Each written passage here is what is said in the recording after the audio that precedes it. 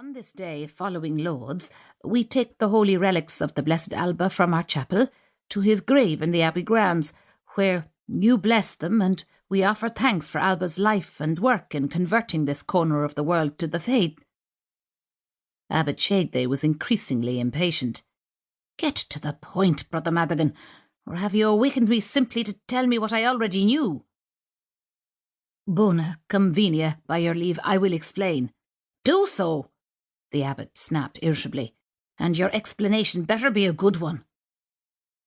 "As steward of the abbey, I was making the rounds of the watch. A short while ago I went to the chapel." The monk paused as if to give dramatic effect to his words. "Father Abbot, the reliquary of the Blessed Alba is missing from the recess wherein it was kept." Abbot Shagday became completely alert and swung out of his bed. "Missing? What's this you say?" "The reliquary is gone. Vanished." "Yet it was there when we gathered for Vespers. We all saw it." "Indeed it was. Now it has been removed." "Have you summoned Brother Mukta?"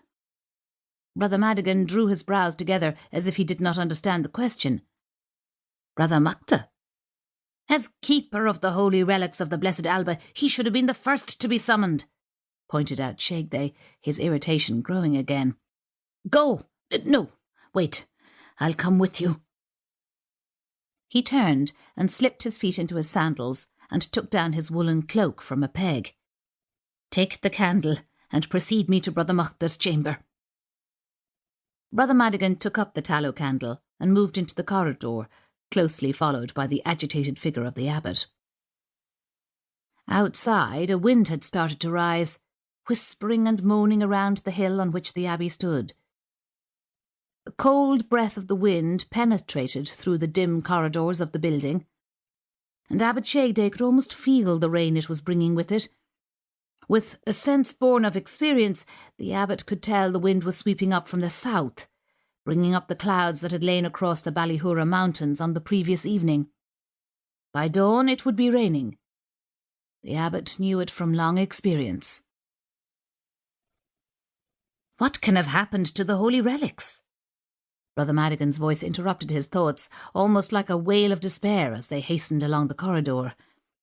"Can some thief have broken into the abbey and stolen them?" "Quod avertat Deus," intoned Abbot Shagday, genuflecting. "Let us hope that Brother Mukta was simply early abroad and decided to remove the relics in preparation for the service." Even as he spoke, the abbot realized that it was a vain hope, for everyone knew the order of service of remembrance for the Blessed Alba. The relics remained in the chapel until after Lauds, and were then taken out, carried by the keeper of the holy relics.